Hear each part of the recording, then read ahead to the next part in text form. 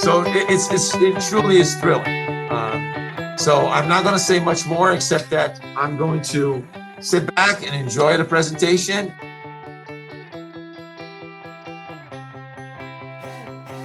I had to jump on and say hello. It's been so long. Science research says hello.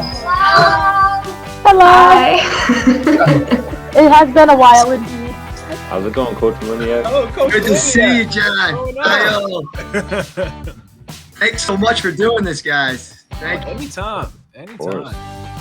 I'm good. I'm happy to be here.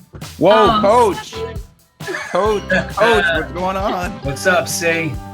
I can't believe, Miss Moran, I remember giving you a hug right before I headed off to college.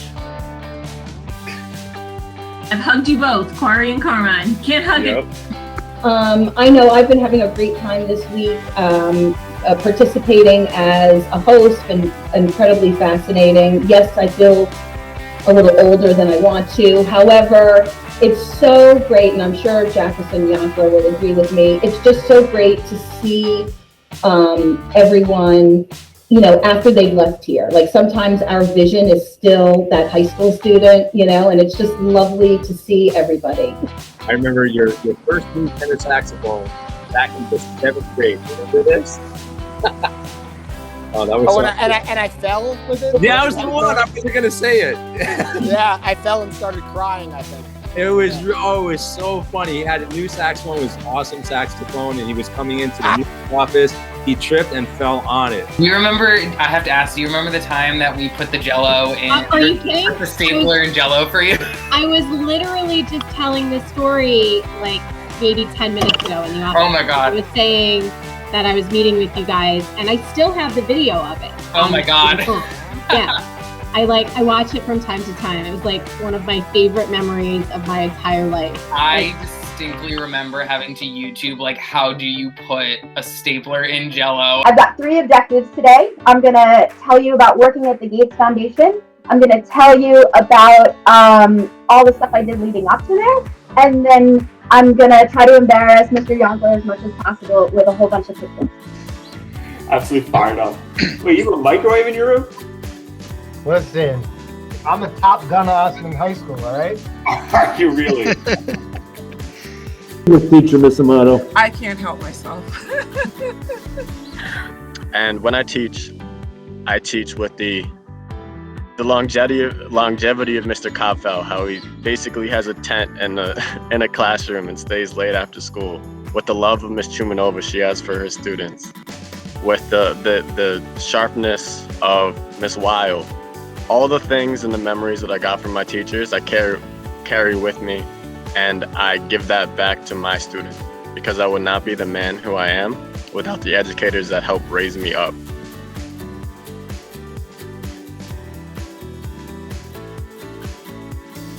Shout out Mr. North and Ms. McRae.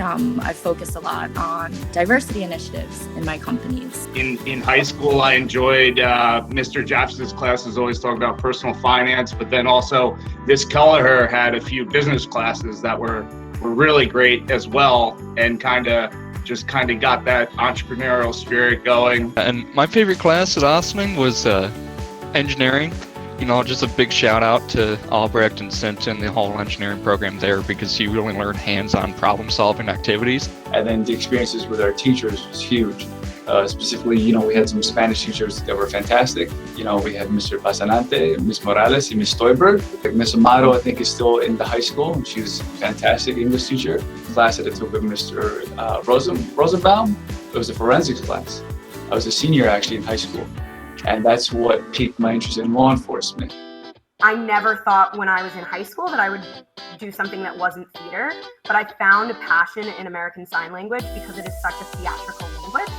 And my first ever sign language class was at OHS in my senior year, and I wouldn't have changed it for the world. I never liked you. Well, actually, no, I wanted to say something funny, actually. I remember in your class, we had one particular project where we had to choose a company and look and see if they were a good company to invest in. And I chose Marvel before all the movies came out. And I remember saying it was a very good company because it was steady. I always still remember AP statistics with Mr. DiCarlucci. I believe that's his name, how you spell it. That is, he's no longer here, and I feel like the students missed out.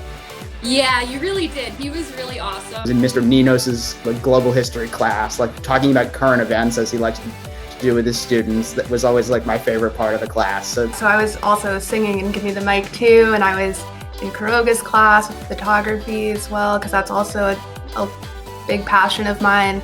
We also had the opportunity to do the traveling with Mr. Paz. So we went to France, we went to Italy. If we get a shout out to my uncle with Scamarone, I have to give him a shout out as well. He was great impact when I was at high school there. So going to OHS, I love Miss Wild's class. I love Jaffis's class. I love Mr. Ninos's classes.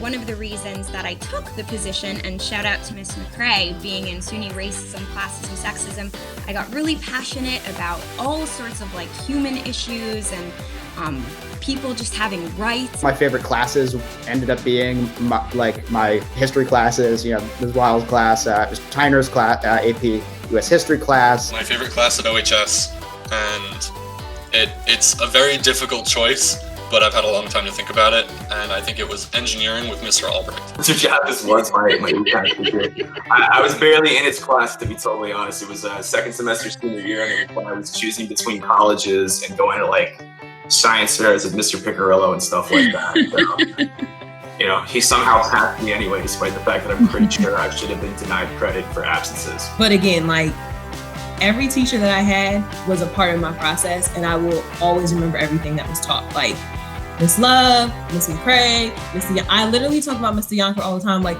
Mr. Yonkler made me like really want to do math at some point.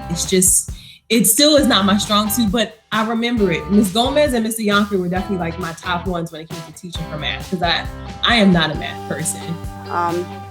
I really did not do well in science, but I had a great teacher. I don't know if she's still there. I hope she's still there, Miss Caruso. And she was like a godsend. Like, I struggled so much in science, but she would stay hours after just to help me. She would stay until 7 or 8 at night, and we would go over tests. She would help me study for any quizzes and stuff. Obviously, I know a lot of teachers may not have that flexibility, but that was like, you know, an example that really stood out with me. Don't beat yourself up if you don't have the answer. Like, it's okay you don't have the answer now. I think a lot of the times when you think of like an adult, like I used to always think it's like adulting. I'm a little adult. Like Miss McCrae is a bigger adult than me. Miss Love is a bigger adult than me, right? So like, I'm like, I don't know how to do this. And you think that you're supposed to have it together by 21, 22, 25. You may not, and that's okay. You probably won't, and that's okay. Like, it's okay. Tyler, I just turned 50 and I'm still trying to figure it out. I will share with you that I am 43 and I still go shopping in my parents' house. Like I time it when my mother gets back from Costco and I'm like, oh, you have extra. I'll take that.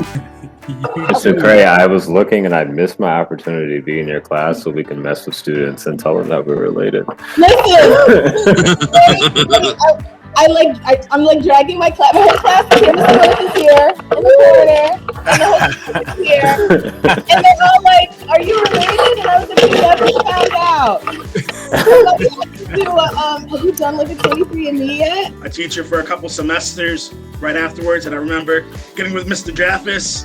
He actually helped me out. I was teaching an economics class, and I actually met up with him at a restaurant, and we had a great conversation. He gave me a bunch of his materials. You never know. I wound up working for Mr. Picarillo from the science research team for a couple summers. So you never know. So listen to your teachers, especially Miss Davide. Well, thank you very much for sharing, Zach. That's awesome. I think a lot of kids got something from it. I'm subbing for Miss Lynn's graphic design class, and they were all staring and just absorbing it. So thanks a lot. I was in Austin. Teachers believed in me. Our guidance counselors believed in us, and my parents also believed in us. My parents didn't know how to get us where we wanted to go, but they were going to be supportive regardless. And that's where Austin teachers, guidance counselors, and other support staff in Austin came in to fill that gap with my parents. What OHS taught me, because I just had some really incredible teachers, isn't necessarily one specific class, but was definitely about when you're talking to patients, They do not care what you have to say until they know how much you care. Learning how to speak to people is so important in classes like SUNY Race, like your English classes, like those are just as important as your science classes. You need to know how to talk to people. And I used to think this way too when I was younger, that much younger, that I have to know exactly what I want to do forever before I leave high school and then while I'm in college. And I didn't start teaching till I was 27, so hard to believe because I'm only 28 now. I love the three of you. I'm so grateful that I got to see you. This is such a highlight for me. We are exhausted and I feel like seeing you guys is so pleasurable, and you guys. Aww. That is great. I can't stop smiling. Between both of you, I can't stop smiling. Thank you guys for having me. Mr. Grabstein, I miss your class, man. Thank you. I miss you too. I hope you're doing well. Yeah, he's torturing me. It's okay. Loeb, Mrs. Loeb. Hey, Miss Loeb. Of course. Hi, Kyle. Hey, Luis. You guys were great. Guys, thank you. Oh my God. This was amazing. It's 2:45. The kids are gonna bolt, but I want to applause. Like everybody, like the whole room's cheering. Thank you so much for coming in, taking the time to talk to us today. Really amazing. I got a million questions. I can sit and pepper you guys with questions all day long. I know where to go. Someday we'll do that again. Hopefully next year. That'll be awesome. That would be awesome. I miss going. I know. We miss having all of our little visitors all the time. All right, thank you to you and Mr. Yonkler for planning this. This Yeah, is crazy. So much for I can't imagine the amount of labor this takes. I'm doing the logistics for this. So thank you, sir, for doing that. I know it's been a labor of love, and we love seeing you guys, and it's just been a wonderful experience. Side note, before we all end, I just want to say thank you to all the teachers, Luke too, that have let us come and talk to your kids all the time, and thank you for influencing us as we've grown up and still taking us in despite all the mistakes we made. All right, I just have to tell you that this was the best experience. That I hope there will be a time when you will be able to come back into the building and we will be able to hug each other and say hello. Haven't taken out the flute in a few years. I think it's home. I think it's under my desk in New York. Okay. But I'm not even positive. Pretty sure, but not positive. So don't tell Vargas, please. You'll be very happy about that. One day you'll come back and we'll do a duet again, okay? Oh my gosh, yeah. Definitely, that sounds great. I literally feel like I want to just walk out of the building now because Ms. Moran said that this was the highlight of her week. This was the highlight of my month. I feel like, wow, we did it, guys. To the teachers, good job. Oh, I wish you the very best, and I look forward to seeing you again in this space or any other. Thank you. Next year, in person. Let's go.